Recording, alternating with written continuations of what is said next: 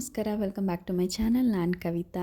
ಇವತ್ತು ಯಾವುದೇ weight loss challenge ವೀಡಿಯೋಸ್ನ ಶೇರ್ ಮಾಡ್ತಾ ಇಲ್ಲ. ಅದರ ಬದಲಾಗಿ ವೆಯ್ಟ್ ಲಾಸ್ಗೆ ಹೆಲ್ಪ್ ಆಗುವಂಥ ಒಂದು ರೆಸಿಪೀಸ್ನ ಕೇಳಿದ್ರಲ್ಲ, ಸೊ ಅದನ್ನು ಇವತ್ತಿನ ವೀಡಿಯೋನಲ್ಲಿ ಶೇರ್ ಮಾಡ್ತಾ ಇದ್ದೀನಿ.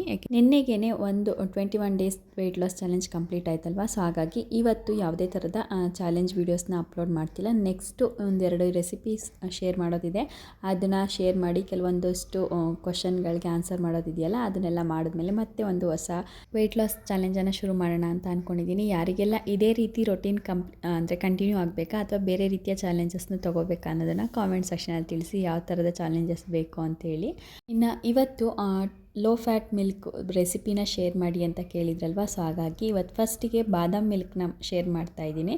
ಹಿಂದಿನ ದಿನವೇ ಒಂದು 8 ಅವರ್ಸ್ ಅಥವಾ ಓವರ್ ನೈಟ್ ನೀವು ಬಾದಾಮಿನ ನಿಮಗೆ ಎಷ್ಟು ಕ್ವಾಂಟಿಟಿ ಬೇಕೋ ಅಷ್ಟು ನೋಡಿಕೊಂಡು ನೆನೆಸಿಡಬೇಕಾಗುತ್ತೆ. ಇಲ್ಲಿ ನಾನು ಒಂದು 100 to 150 ಗ್ರಾಮಷ್ಟು ಬಾದಾಮಿಯನ್ನು ನೆನೆಸಿಟ್ಟಿದ್ದೆ ನಿನ್ನೆ ನೈಟೇ. ಸೊ ಇವತ್ತು ಅದನ್ನು ಅದ್ರ ಮೇಲ್ಗಡೆ ಇರುವಂಥ ಸಿಪ್ಪೆನೆಲ್ಲ ತೆಗೆದು ಒಂದು ಮಿಕ್ಸಿ ಜಾರ್ನಲ್ಲಿ 1 ಗ್ಲಾಸಷ್ಟು ನೀರನ್ನು ಹಾಕ್ಕೊಂಡಿದ್ದೀನಿ. ಸ್ಟಾರ್ಟಿಂಗಲ್ಲಿ ನುಣ್ಣಗೆ ಗ್ರೈಂಡ್ ಮಾಡ್ಕೋಬೇಕು, ಸ್ವಲ್ಪ ಸಹ ತರಿ ಇಲ್ಲದೆ ಇರೋ ರೀತಿ. ಎಷ್ಟು ಸ್ಮೂತ್ ಆಗುತ್ತೋ ಅಷ್ಟು ಸ್ಮೂತಾಗಿ ಫಸ್ಟಿಗೆ ಬ್ಲೆಂಡ್ ಮಾಡ್ಕೋಬೇಕು.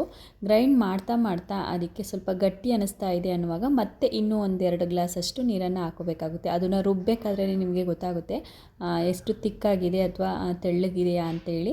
ಸೊ ನಾನು ಕೂಡ ಗ್ರೈಂಡ್ ಮಾಡ್ತಾನೆ 2 ಗ್ಲಾಸಷ್ಟು, ಟೋಟಲ್ 3 ಗ್ಲಾಸಷ್ಟು ನೀರನ್ನು ಸೇರಿಸ್ಕೊಂಡಿದ್ದೀನಿ. ಅದಾದಮೇಲೆ ಮತ್ತೆ ಇನ್ನೊಂದು ಸ್ವಲ್ಪ ಏನಾದರೂ ಗ್ರೈಂಡ್ ಮಾಡಬೇಕು ಅಂತ ಅನಿಸಿದ್ರೆ ಆವಾಗ ಕೂಡ ನೀವು ನೀರನ್ನು ಆ್ಯಡ್ ಮಾಡ್ಕೋಬೇಕಾಗುತ್ತೆ. ಇನ್ನು ನೆನ್ನೆ ವೀಡಿಯೋನ ಎಡಿಟಿಂಗ್ ಮಾಡಬೇಕಾದ್ರೆ ಸ್ವಲ್ಪ ಮಿಸ್ಟೇಕ್ ಆಗಿದೆ. 69 ಅಂತ ಹೇಳ್ಬೇಕಾಗಿರೋವಂಥ ಜಾಗದಲ್ಲಿ 29 ಅಂತ ಹೇಳಿಬಿಟ್ಟಿದೆ. ಸೊ ಅದನ್ನು ಕೂಡ ಕಾಮೆಂಟ್ ಸೆಕ್ಷನಲ್ಲಿ ತಿಳಿಸಿದ್ರಿ. ಸೊ ಅದೊಂದು ಮಿಸ್ಟೇಕ್ ಆಗಿಬಿಟ್ಟಿದೆ, ಅದೊಂದನ್ನು ಅಡ್ಜಸ್ಟ್ ಮಾಡ್ಕೊಳ್ಳಿ.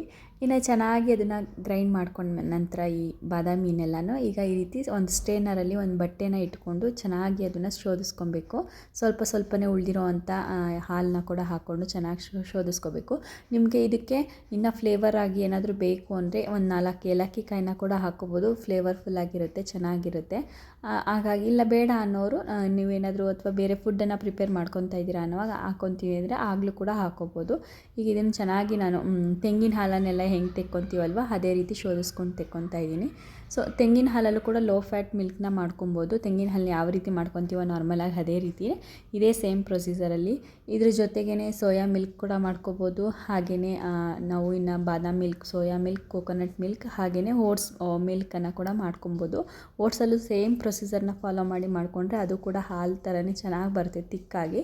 ಆದರೆ ಈ ಥರದ ಎಲ್ಲ ಹಾಲುಗಳನ್ನ ನೀವು ಮನೇಲೇ ಮಾಡಿಕೊಂಡು ಲೋ ಫ್ಯಾಟ್ ಮಿಲ್ಕನ್ನು ನಿಮ್ಮ ವೆಯ್ಟ್ ಲಾಸ್ಗೆ ಈಸಿ ಮಾಡ್ಕೋಬೋದು. ಸಾಕಷ್ಟು ರೆಸಿಪೀಸ್ಗಳಿದ್ದಾವೆ ಇದರಿಂದ ಮಾಡ್ಕೊಳ್ಳೋ ಅಂಥದ್ದು. ನಾನಿಲ್ಲಿ ಕೆಲವೊಂದು ರೆಸಿಪೀಸ್ ಅಷ್ಟೇ ಶೇರ್ ಮಾಡಿದ್ದೀನಿ ಇವತ್ತು. ನೆಕ್ಸ್ಟ್ ವೀಡಿಯೋಗಳಲ್ಲಿ ಆದಷ್ಟು ಶೇರ್ ಮಾಡ್ತಾ ಬರ್ತೀನಿ. ಇಲ್ಲಿ ನೋಡ್ಬೋದು ಸುಮಾರು 150 ಗ್ರಾಮಷ್ಟು ನಾನು ಬಾದಾಮಿಯನ್ನು ತೊಗೊಂಡಿದ್ದೆ. ಇದರಲ್ಲಿ ಸುಮಾರು 1/4 to 1 ಲೀಟರಷ್ಟು ನನಗೆ ಹಾಲನ್ನು ಮಾಡ್ಕೊಂಡಿದ್ದೀನಿ. ನಿಮಗೆ ಎಷ್ಟು ಗಟ್ಟಿ ಬೇಕು ತಿಕ್ನೆಸ್ಸು ಅಷ್ಟು ನೋಡಿಕೊಂಡು ನೀರನ್ನು ಹಾಕ್ಕೊಳ್ಳಿ. ಅಥವಾ ನಿಮಗೆ ಸ್ವಲ್ಪ ತೆಳ್ಳಗೆ ಬೇಕು ಅಂದರೆ ಇನ್ನೊಂದು ಸ್ವಲ್ಪ 1-2 ಗ್ಲಾಸಷ್ಟು ನೀರನ್ನು ಜಾಸ್ತಿ ಹಾಕ್ಕೋಬೋದು. ಆಲ್ಮೋಸ್ಟ್ ಇದು ಬಾದಾಮ್ ಹಾಲು ಗಟ್ಟಿನೇ ಇರುತ್ತೆ, ಸ್ವಲ್ಪ ನೀರನ್ನು ಜಾಸ್ತಿ ಹಾಕ್ಕೊಂಡ್ರೂ ಕೂಡ ನಡೆಯುತ್ತೆ. ಸುಮಾರು ಇಲ್ಲಿ ನೋಡ್ಬೋದು ಇದೆ ಬಾದಾಮ್ ಮಿಲ್ಕ್ದು ಬಾಟಲ್ ಏನಿತ್ತಲ್ಲ ಅದರಲ್ಲೇ ಫಿಲ್ ಮಾಡ್ಕೊಂಡಿದ್ದೀನಿ. ಅದರಲ್ಲಿ ಸಾಕಷ್ಟು ಬಾಟಲ್ ಇದ್ದು ಹಾಗಾಗಿ 200 ml ಅಷ್ಟು 4.5 ಬಾಟಲಷ್ಟು ನನಗೆ ಹಾಲು ಸಿಕ್ಕಿದೆ. ಇದರಲ್ಲಿ ಸಾಕಷ್ಟು ರೆಸಿಪೀಸ್ಗಳನ್ನ ಟೀ, ಕಾಫಿ ಎಲ್ಲನೂ ಕೂಡ ಮಾಡ್ಕೊಬೋದು. ನಾನು ಯಾವುದೆಲ್ಲ ರೀತಿ ರೆಸಿಪೀಸ್ಗಳನ್ನ ಮಾಡ್ಕೊತೀನಿ ಅಂತ ಅನ್ನೋದನ್ನು ನೆಕ್ಸ್ಟ್ ವೀಡಿಯೋಗಳಲ್ಲಿ ಶೇರ್ ಮಾಡ್ತೀನಿ. ತುಂಬಾ ಈಸಿ ಮಾಡ್ಕೊಳ್ಳೋದು. ಇದನ್ನು ಸುಮಾರು ಒಂದು 4-5 ದಿನ, ಒಂದು ವಾರ ತನಕ ನೀವು ಫ್ರಿಜ್ಜಲ್ಲಿ ಸ್ಟೋರ್ ಮಾಡೋದಾದರೆ ಆರಾಮವಾಗಿ ಸ್ಟೋರ್ ಮಾಡ್ಬೋದು. ಔಟ್ಸೈಡ್ ಇಟ್ಕೊತೀನಿ ಅಂದರೆ ಬೇಗ ಹಾಳಾಗಿಬಿಡುತ್ತೆ. ಹಾಗಾಗಿ ಫ್ರಿಜ್ಜಲ್ಲಿ ಇಟ್ಕೊಂಡ್ರೆ ಸ್ವಲ್ಪ ಒಂದು ವಾರ ತನಕ ನಾವು ಇದನ್ನು ಸ್ಟೋರ್ ಮಾಡಿ ಇಟ್ಕೊಬೋದು. ಇದೇ ರೀತಿ ನೀವು ಬೇರೆ ಥರದ ಲೋ ಫ್ಯಾಟ್ ಮಿಲ್ಕ್ಗಳನ್ನ ಕೂಡ ಮಾಡ್ಕೊಬೋದು. ಅಥವಾ ನಮ್ಗೆ ಈ ಥರದ್ದನ್ನೆಲ್ಲ ಮಾಡೋಕ್ಕೆ ಇಷ್ಟ ಇಲ್ಲ, ನಾರ್ಮಲ್ ಮಿಲ್ಕಲ್ಲೇ ನಾವು ಮಾಡ್ಕೊತೀವಿ ಅಂದರೆ 1 ಗ್ಲಾಸ್ ಹಾಲಿಗೆ 1 ಗ್ಲಾಸ್ ನೀರನ್ನು ಸೇರಿಸಿ ಕೆನೆ ತೆಗೆದುಬಿಟ್ಟು ಅದನ್ನು ಕೂಡ ಲೋ ಫ್ಯಾಟ್ ಮಿಲ್ಕಾಗಿ ನಾವು ಮಾಡ್ಕೋಬೋದು. ಯಾರಿಗೆಲ್ಲ ಇಷ್ಟ ಈ ರೀತಿ ಬಾದಾಮ್ ಮಿಲ್ಕು ಅಥವಾ ಇದನ್ನೆಲ್ಲ ಮಾಡ್ಕೊಳ್ಳೋದು ಅನ್ನೋರು ಇದನ್ನು ಕೂಡ ಪ್ರಿಪೇರ್ ಮಾಡ್ಕೋಬೋದು. ಇನ್ನು ನೆಕ್ಸ್ಟ್ ಡೇ ನಾನು ಬ್ರೇಕ್ಫಾಸ್ಟಿಗೆ ರೈಸ್ ಬಾತನ್ನು ಮಾಡಿದ್ನಲ್ಲ, ಸೊ ಹಾಗಾಗಿ ಮೆಂತ್ಯ ಪಲಾವ್ ಮಾಡಿದ್ದೆ. ಅದ್ರ ಬದಲಿಗೆ ನಾನಿಲ್ಲಿ ಓಟ್ಸ್ ಬೌಲ್ನ ಮಾಡ್ಕೊತಾ ಇದ್ದೀನಿ. ಇದನ್ನು ಓವರ್ ನೈಟ್ ಕೂಡ ನೆನೆಸಿಟ್ಕೋಬೋದು ಫ್ರಿಜ್ಜಲ್ಲಿ. ನಾನಿಲ್ಲಿ ಇದು ಕ್ವಿಕ್ಕರ್ ಓಟ್ಸ್ ಆಗಿರೋದ್ರಿಂದ ಒಂದು ಹಾಫ್ ಆನ್ ಅವರ್ ಆದರೆ ಸಾಕು, ಚೆನ್ನಾಗಿ ಅದು ಸ್ಮೂತ್ ಆಗಿರುತ್ತೆ. ಹಾಗಾಗಿ ಬೆಳಗ್ಗೆ ಬ್ರೇಕ್ಫಾಸ್ಟ್ ಮಾಡೋ ಮುಂಚೆನೇ ನೆನೆಸಿಟ್ಬಿಟ್ಟಿರ್ತೀನಿ. ಅಂದರೆ ನಾನು ಮಕ್ಕಳಿಗೆಲ್ಲ ಬ್ರೇಕ್ಫಾಸ್ಟ್ ಮಾಡೋ ಮುಂಚೆ ನೆನೆಸಿಟ್ರೆ ನಾನು ತಿಂಡಿ ತಿನ್ನೋ ಟೈಮಿಗೆ ಒಂದು 9:30 10 o'clock ಆ ಟೈಮಿಗೆ ಚೆನ್ನಾಗಿ ನೆಂದಿರುತ್ತೆ. ಆವಾಗ ನೀವು ಇದಕ್ಕೆ ಸ್ವಲ್ಪ ಫ್ರೂಟ್ಸನ್ನೆಲ್ಲ ಆ್ಯಡ್ ಮಾಡ್ಕೊಬೋದು. ಇದಕ್ಕೆ ನಾನಿಲ್ಲಿ ಒಂದು ಅರ್ಧದಷ್ಟು ಆಪಲ್, ಹಾಗೆ ಜೊತೆಗೆ ಸ್ವಲ್ಪ ಪಂಪ್ಕಿನ್ ಸೀಡ್ಸನ್ನು ಕೂಡ ಆ್ಯಡ್ ಮಾಡಿದ್ದೀನಿ. 1 ಸ್ಪೂನಷ್ಟು ಚಿಯಾ ಸೀಡ್ಸನ್ನು ಕೂಡ ಜೊತೆಲೇ ನೆನೆಸಿಟ್ಟಿದ್ದೆ. ನೀವು ಇದಕ್ಕೆ ಇನ್ನು ಹನಿ ಆಗಿರ್ಬೋದು ಅಥವಾ ಡ್ರೈ ಫ್ರೂಟ್ಸ್, ಇನ್ನು ಎಕ್ಸ್ಟ್ರಾ ಬೇರೆ ಥರದ ಹಣ್ಣುಗಳು, ಬಾಳೆಹಣ್ಣು ಇದನ್ನೆಲ್ಲ ಹಾಕೋಬೋದು. ಬಾದಾಮ್ನಲ್ಲೂ ಸ್ವಲ್ಪ ಸ್ವೀಟ್ ಇರೋದ್ರಿಂದ, ಅಂದರೆ ಲೈಟಾಗಿ ಸ್ವೀಟ್ ಇರೋದ್ರಿಂದ ಅಷ್ಟೊಂದೇನು ಸ್ವೀಟ್ ಬೇಕು ಅನಿಸಲ್ಲ. ಇದ್ರ ಜೊತೆಗೇ ಬಾಳೆಹಣ್ಣು, ಆ್ಯಪಲ್ ಎಲ್ಲ ಸೇರಿಸಿರ್ತೀವಲ್ವ, ಇದರಲ್ಲೂ ಕೂಡ ಸ್ವಲ್ಪ ಸ್ವೀಟ್ ಕಂಟೆಂಟ್ ಇರುತ್ತಲ್ಲ. ಹಾಗಾಗಿ ಬೇಕಿದ್ದರೆ ನೀವು ಹನಿನ ಆ್ಯಡ್ ಮಾಡ್ಕೊಳ್ಳಿ, ಇಲ್ಲ ಅಂದರೆ ಸ್ಕಿಪ್ ಮಾಡ್ಕೋಬೋದು. ನಾನು ಸ್ವಲ್ಪ ಒಂದು ಅರ್ಧ ಸ್ಪೂನಷ್ಟು ಹನಿಯನ್ನು ಸೇರಿಸ್ಕೊತಾ ಇದ್ದೀನಿ. ಈ ರೀತಿ ಮನೆಯಲ್ಲೇ ಮಾಡಿರುವಂಥ ಬಾದಾಮ್ ಮಿಲ್ಕಲ್ಲಿ, 1 ಗ್ಲಾಸ್ ಬಾದಾಮ್ ಮಿಲ್ಕಲ್ಲಿ ಸುಮಾರು ಒಂದು 30 to 40 ಕ್ಯಾಲೋರೀಸ್ ಇರ್ಬೋದು ಅಂತ ಅಂದ್ಕೊತೀನಿ. ಅದಕ್ಕಿಂತ ಜಾಸ್ತಿ ಇರೋಲ್ಲ, ಸ್ವಲ್ಪ ಲೋ ಕ್ಯಾಲೋರೀಸೇ. ಫ್ಯಾಟು ಸ್ವಲ್ಪ ಪ್ರಮಾಣದಲ್ಲಿ ಇರುತ್ತೆ, ಒಂದು 3% ಆದರೂ ಫ್ಯಾಟ್ ಇರುತ್ತೆ. ನಾವು ಏನು ಸೋಯಾ ಮಿಲ್ಕ್ ಆಗಿರ್ಬೋದು ಅಥವಾ ಓಟ್ಸ್ ಮಿಲ್ಕ್ ಮಾಡ್ಕೊತೀವಲ್ವ, ಅದಕ್ಕೆರಡಕ್ಕೂ ಹೋಲಿಸಿದ್ರೆ ಇದೆ ಲೋ ಫ್ಯಾಟು, ಲೋ ಕ್ಯಾಲೋರಿ ಇರೋವಂಥದ್ದು ಬಾದಾಮ್ ಮಿಲ್ಕಲ್ಲೇ ಇರೋದು. ಇನ್ನು ಫ್ಯಾಟ್ ಜಾಸ್ತಿ ಹಾಗೆಯೇ ಕ್ಯಾಲೋರೀಸ್ ಜಾಸ್ತಿ ಕೂಡ ಇರೋಂಥದ್ದು ಅಂದರೆ ನಿಮಗೆ ಓಟ್ಸ್ ಮಿಲ್ಕಲ್ಲಿ ನಮಗೆ ಸ್ವಲ್ಪ ಕ್ವಾಂಟಿಟಿ ಕ್ಯಾಲೋರಿ ಆಗಿರ್ಬೋದು, ಫ್ಯಾಟ್ ಆಗಿರ್ಬೋದು, ಎರಡೂ ಜಾಸ್ತಿ ಇರುತ್ತೆ. ಅವೆರಡಕ್ಕೂ ಹೋಲಿಸ್ಕೊಂಡ್ರೆ ಬೆಟರ್ ಬಾದಾಮ್ ಮಿಲ್ಕ್ ಅಂತಲೇ ಹೇಳ್ಬೋದು.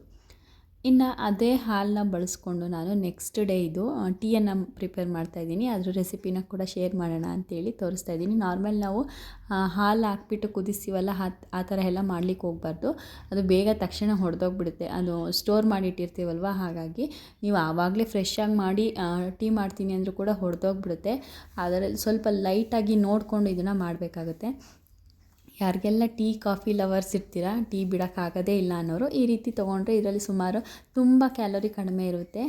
ಲೈಟಾಗಿ ಸ್ವಲ್ಪ ನೀರನ್ನ ಕೂಡ ಆ್ಯಡ್ ಮಾಡಿರ್ತೀವಲ್ವ. ಹಾಗಾಗಿ ಫಸ್ಟಿಗೆ ಇಲ್ಲಿ ನಾವು ನಾರ್ಮಲ್ ಡಿಕಾಕ್ಷನ್ ಹೆಂಗೆ ಮಾಡ್ಕೊತೀವಿ, ಟೀ ಡಿಕಾಕ್ಷನ್, ಅದೇ ರೀತಿ ಕುದಿಸ್ಕೊಂಡು ಚೆನ್ನಾಗಿ ಏಲಕ್ಕಿ ಎಲ್ಲ ಹಾಕಿ, ಶುಂಠಿ ಎಲ್ಲ ಹಾಕಿ ಕುದಿಸಿರೋಂಥ ಟೀ ಡಿಕಾಕ್ಷನ್ಗೆ ಸ್ಟವನ್ನು ಆಫ್ ಮಾಡಿಬಿಟ್ಟು ಒಂದು ಅರ್ಧ ಗ್ಲಾಸಷ್ಟು ಬಾದಾಮ್ ಮಿಲ್ಕನ್ನು ಸೇರಿಸ್ಕೊಂಡ್ರೆ ನಮಗೆ ಕ್ವಿಕ್ಕಾಗಿರುವಂಥ ಸೇಮ್ ಟೇಸ್ಟ್ ಇರೋವಂಥ ಬಾದಾಮ್ ಟೀ ರೆಡಿಯಾಗಿರುತ್ತೆ. ಯಾರೆಲ್ಲ ವಿತೌಟ್ ಶುಗರ್ ಕುಡಿದು ಅಭ್ಯಾಸ ಇರುತ್ತೆ ನೋಡಿ, ಅಂಥವ್ರಿಗೆ ಸ್ವಲ್ಪನೂ ಸಹ ಟೇಸ್ಟ್ ಗೊತ್ತಾಗಲ್ಲ. ಫಸ್ಟ್ ಟೈಮು ಯಾರಾದರೂ ಟ್ರೈ ಮಾಡ್ತಾಯಿದ್ರೆ ಅವ್ರಿಗೆ ಸ್ವಲ್ಪ ಲೈಟಾಗಿ ಟೇಸ್ಟ್ ಗೊತ್ತಾಗುತ್ತೆ. ಅಂದರೆ ಅದು ಹಸಿ ಫ್ಲೇವರ್ ಏನಿರುತ್ತಲ್ಲ ಬಾದಾಮಿದು, ಅದು ಫ್ಲೇವರ್ ಸ್ವಲ್ಪ ಲೈಟಾಗಿ ಗೊತ್ತಾಗುತ್ತೆ. ಅದು ಬಿಟ್ಟರೆ ಇದು ಬಾದಾಮ್ ಹಾಲಲ್ಲಿ ಮಾಡಿರೋ ಟೀ ಅಂತ ನಮಗೆ ಸ್ವಲ್ಪನೂ ಸಹ ಗೊತ್ತಾಗಲ್ಲ. ಇದನ್ನು ಹಾಕಿಬಿಟ್ಟು ಕುದಿಸೋಕೆ ಹೋದರೆ ಹೊಡೆದೋದಂಗೆ ಆಗಿಬಿಡುತ್ತೆ. ಹಾಗಾಗಿ ಡಿಕಾಕ್ಷನ್ ಚೆನ್ನಾಗಿ ಕುದ್ದ ತಕ್ಷಣವೇ ಸ್ಟವನ್ನು ಆಫ್ ಮಾಡಿ ಅನಂತರ ಹಾಲನ್ನು ಸೇರಿಸ್ಕೋಬೇಕಾಗುತ್ತೆ. ಸೊ ಶುಗರ್ ಫ್ರೀ ಬೇಕಿದ್ರೆ ಆ್ಯಡ್ ಮಾಡ್ಕೊಬೋದು.